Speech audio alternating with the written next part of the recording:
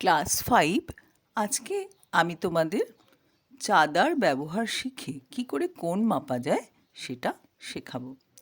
আমি প্রথমে তোমাদের যে ওয়েস্ট বেঙ্গল বোর্ডের বই আছে আমার গণিত পঞ্চম শ্রেণীর তার 174 পৃষ্ঠায় এই ব্যবহার সম্পর্কে কিছু কথা, প্রয়োজনীয় কথা লেখা আছে। সেটা আমি পড়ে তোমাদের বুঝিয়ে দেব।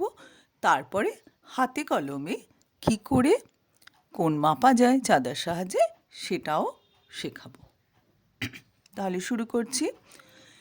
জ্যামিতি বাক্সে যে অর্ধবৃত্তাকার যন্ত্রটা থাকে সেটার নাম হচ্ছে চাঁদা। এই যে ওপরে আমি চাঁদাটা রেখে দিয়েছি, নিশ্চয়ই তোমাদের সবার বক্সে এই চাঁদাটা আছে।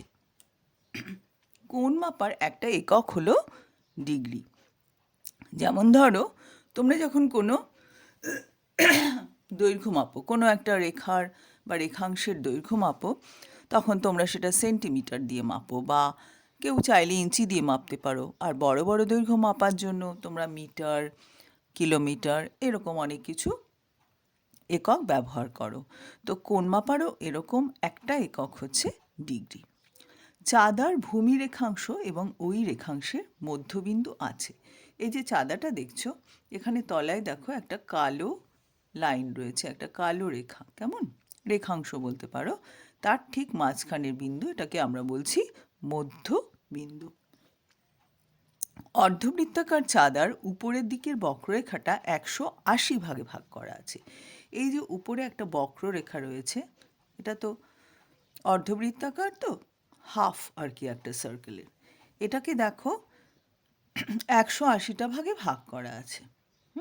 এই দেখো, 0 থেকে এদিক থেকে 180, আবার নিচেও 0 থেকে 180 এভাবে ভাগ করা আছে। এক একটা ভাগকে বলা হয় এক এক ডিগ্রি।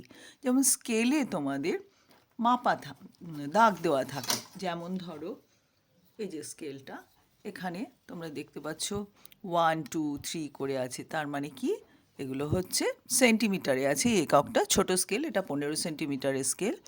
তো একটা দাগ যাওয়া মানে হচ্ছে 1 সেন্টিমিটার, তারপরে হচ্ছে 2 সেন্টিমিটার। তো আমরাও চাঁদার সাহায্যে কোণ যখন মাপবো, সেই জন্য এখানে দাগ দিয়ে কোণটা কত ডিগ্রি বলে দেওয়া হয়েছে।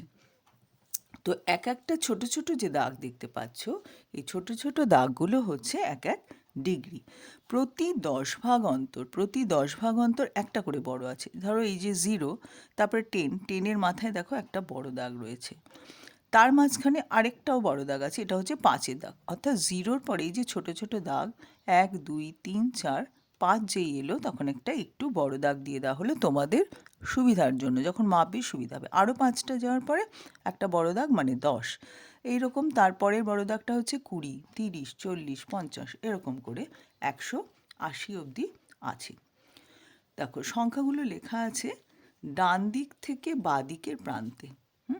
এই যে এটা দেখো, 0 থেকে শুরু করে একদম 50 60 70 80 করতে করতে আমাদের এখানে এসে 180-তে থামলো, বাঁদিকে এসে থামলো। আবার এর ঠিক ওপরের বক্ররেখাটাও বাঁ দিক থেকে শুরু করে 0 10 20 30 40 এরকম করে ডান দিকে এসে 180-তে থামলো। কেন দুটো বক্ররেখার উপর দাগ দেওয়া আছে সেটা আমি তোমাদের যখন হাতে কলমে শেখাবো কোণ মাপা, তখন সেটা বুঝিয়ে দেব বা দেখিয়ে দেব। তাহলে আশা করি তোমরা এইটুকু বুঝলে যে কোণ মাপার একক হচ্ছে ডিগ্রি। আর এই চাঁদাতে আমাদের দুটো বক্ররেখা আছে, সেই বক্ররেখাগুলোকে আমাদের সমান 180 ডিগ্রি ভাগে ভাগ করা আছে। তার ফলে ছোট ছোট এক একটা ঘর মানেই হচ্ছে 1 ডিগ্রি। ঠিক আছে, এবারে চলো আমরা হাতে কলমে শিখব। এখানে দেখতে পাচ্ছ দুটো কোণ আমরা এঁকে রেখেছি, কেমন। এই কোণ দুটো দিয়ে কি করে কোণ দুটোকে মাপতে হয় সেটা আমি এবারে শেখাবো। তো চাঁদা লাগবে আমাদের। প্রথম কোণটার নাম কি বলো? P Q R. P Q R কোণের নাম কি করে দিতে হয়? পি কিউ আর আর কিউ, এই দুটো রেখাংশ কিউ বিন্দুতে মিলিত হয়েছে, তাই কিউ বিন্দুটা হচ্ছে শীর্ষ কোণ এই কোণটার। আর এই শীর্ষ কোণের এই যে বিন্দুটা, এই বিন্দুটাকে মাঝখানে রেখে, শীর্ষ বিন্দু, এটা শীর্ষ কোণ না, শীর্ষ বিন্দু, এই বিন্দুটাকে মাঝখানে রেখে আমরা কোণের নামকরণ করে থাকি। আমরা কি বলবো? এই কোণটার নাম দেব পি কিউ আর, অথবা কি বলবো আর কিউ পি। ঠিক আছে, তো আমরা চলো এবারে কিভাবে কোণটা মাপছি। আমরা প্রথমে কি করব, ও কিউ বিন্দুর ওপরে এই যে মধ্যবিন্দুটা বলেছিলাম চাঁদার, দেখো দেখিয়ে দিই, এই যে এই বিন্দুটা, এটা হচ্ছে মধ্যবিন্দু। এই মধ্যবিন্দুটা আমি এখানে বসিয়ে দিলাম, কিউ বিন্দুর সঙ্গে একদম মিলিয়ে দিলাম। আর নিচে যে ভূমি রেখাংশ আছে, এই জিরো দাগটা এই কিউ আর বাহু অর্থাৎ এই কোণটা যে ভূমি তার সঙ্গে পুরো মিলিয়ে দিলাম।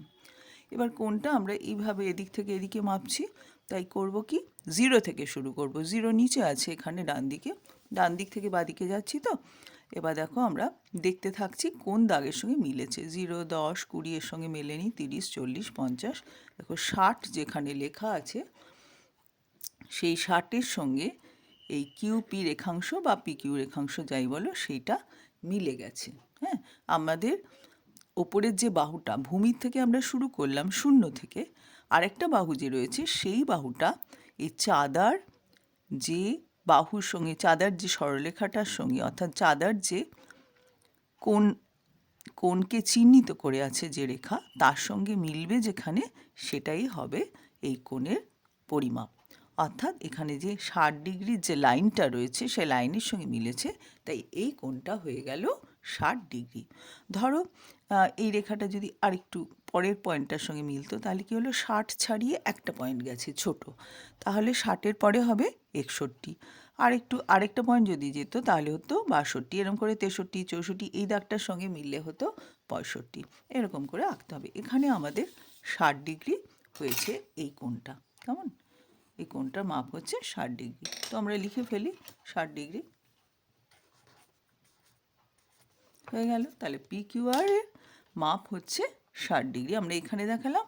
আর নিচে লেখার সময় আমরা এরকম করে লিখতে পারি যে পি কিউ আর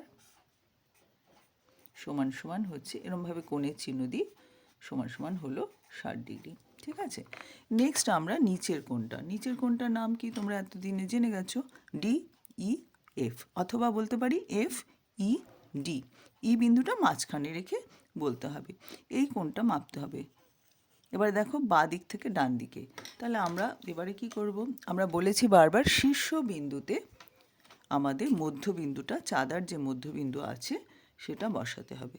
এই যে এটা তো মধ্যবিন্দু, এটাকে মিলিয়ে দিতে হবে। আমি যদি এরম মিলিয়ে দিতাম, তাহলে এরমভাবে রাখতাম, মেলানো নয়, তাহলে মনে হতো যে এটা দেখা যেত যে এটা মিলছে না, ই বিন্দুর সঙ্গে মিলছে না। আমাদের তো মাপতে হবে ঠিকঠাক করে, সেই জন্য কী করবো, আমরা ই বিন্দুর সঙ্গে যে বিন্দুতে কোণটা তৈরি হয়েছে তার সঙ্গে এই মধ্যবিন্দুটা মেলাবো, আর নিচের যে রেখাংশ কালো লাইনটার সঙ্গে আমাদের এই কোণটার ভূমিকে মিলিয়ে দিলাম। ঠিক আছে, এবার আমরা কি করব, আমরা কোণটা এদিক থেকে মাপবো। এদিকে 0 থেকে, যেখান থেকে শুরু, 180 থেকে তো আর শুরু হয় না, তো আমরা কি করব, 0 থেকে আমরা দেখতে থাকবো যে কোথায় কোন দাগটার সঙ্গে আমাদের এই ওপরে যে বাহুটা রয়েছে ডিই বাহু মিলেছে। নিচের বাহুটাও তো ভূমি, এফই হচ্ছে ভূমি, তাহলে ডিই কোথায় মিলল।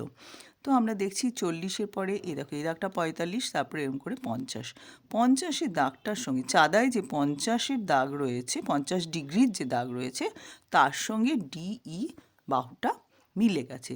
তাহলে আমরা বুঝতে পারলাম যে এটা হচ্ছে 50 ডিগ্রি। যদি এরকম ধরো এখানে মিলতো তাহলে এটা হতো 55 ডিগ্রি, বা ধরো এই 60-এর দাগের সঙ্গে যদি মিলতো তাহলে আমরা বলতাম 60 ডিগ্রি। এইরকমভাবে আমরা মাপবো। তাহলে আমাদের কোথায় ফাইনালি আরেকবার দেখিয়ে দিই, মধ্যবিন্দুতে একদম এই কম্পাসটা, চাঁদাটা বসাবার সময় খুব সাবধান, কেমন, একদম মধ্যবিন্দুর সঙ্গে যেন এই বিন্দুটা, কৌণিক বিন্দুটা একদম মিলে যায়, কোণের এই বিন্দুটা। তো আমরা দেখতে পাচ্ছি এটা হলো 50 ডিগ্রি। তাহলে আমরা লিখে ফেলি সেটা হচ্ছে 50 ডিগ্রি। তাহলে আমরা কোণ কী করে মাপতে হয় চাঁদার সাহায্যে খুব সহজেই শিখে গেলাম। এটা কি লিখব, ডিইএফ কোণ সমান সমান হচ্ছে 50 ডিগ্রি। তো আশা করি তোমরা সবাই বুঝতে পারলে। আর কোণ মাপার সময় একটা খেয়াল করবে, যেমন প্রথম কোণটা মাপার সময় আমরা কি করেছি, প্রথম কোণটার সময় প্রত্যেকটাতেই মধ্যবিন্দুটা, চাঁদার মধ্যবিন্দুকে এই কৌণিক বিন্দুর সঙ্গে মিলিয়ে দিতে হবে। তারপরে এই রেখাংশটাকে মিলিয়ে দেবে, এটা হচ্ছে মেইন পয়েন্ট। ভূমি রেখাংশটাকে আমাদের কোণের ভূমির সঙ্গে মিলিয়ে দিতে হবে, তারপরে মাপতে হবে। আমরা এদিক থেকে এদিকে মাপছি বলে জিরো যেখান থেকে শুরু সেখান থেকে আমরা দেখতে থাকবো যে কোন দাগের সঙ্গে মিলল। তুমি যদি ভুল করে 180 দাগটার সঙ্গে মিলিয়ে বলো এটা 120 ডিগ্রি, তাহলে ভুল হবে। 180 থেকে তো শুরু হয় না, জিরো থেকে শুরু হয়। আর এটাও বুদ্ধি করে বলা যায় 180 থেকে 120 মানে কি 60 ঘর গেল। 180 থেকে 120 বাদ দিলে 60 হয়। তো যাই হোক, ওটার দরকার নেই, তুমি নিচের লাইনে জিরো থেকে শুরু করবে। আবার এই দিকের যখন এঁকেছিলাম এই কোণটার মাপটা আমরা দেখো বার করার সময় কি করেছিলাম, এদিক থেকে মাপছি তো কোণটা, তাই এই যে ওপরের লাইনে জিরো যেখান থেকে শুরু সেখান থেকে আমরা গেলাম এখানে। তো আশা করি তোমরা সকলেই বুঝতে পেরেছো। যদি কোনো অসুবিধা হয় আমাকে অবশ্যই কমেন্ট বক্সে জানাবে। আর নেক্সট ভিডিওতে আমি কি করে 90 ডিগ্রি আঁকতে হয় এটাও শিখিয়ে দেবো। 90 ডিগ্রি আঁকা বা 90 ডিগ্রি মাপা, সূক্ষ্মকোণ স্থূলকোণ কী সেই ব্যাপারটাও বুঝিয়ে দেব। তো তোমরা ভালো করে দেখে নাও। চাঁদাটা তোমরা দেখে নিয়েছো, তোমাদের জ্যামিতি বক্সে আছে, তোমরা দেখে বুঝে নেবে। দেখো নিচে জিরো থেকে রয়েছে, নিচের লাইনে জিরো থেকে এই দিকে, আর ওপরেরটা হচ্ছে বাঁ দিক থেকে ডান দিকে, এই দুটো জিনিস। আর এটা হচ্ছে মধ্যবিন্দু, আর নিচের রেখাংশটা হচ্ছে ভূমি রেখাংশ। এই দুটো পয়েন্ট খুব ভালো করে মনে রাখতে হবে। আশা করি বুঝতে পারলে। Thank you.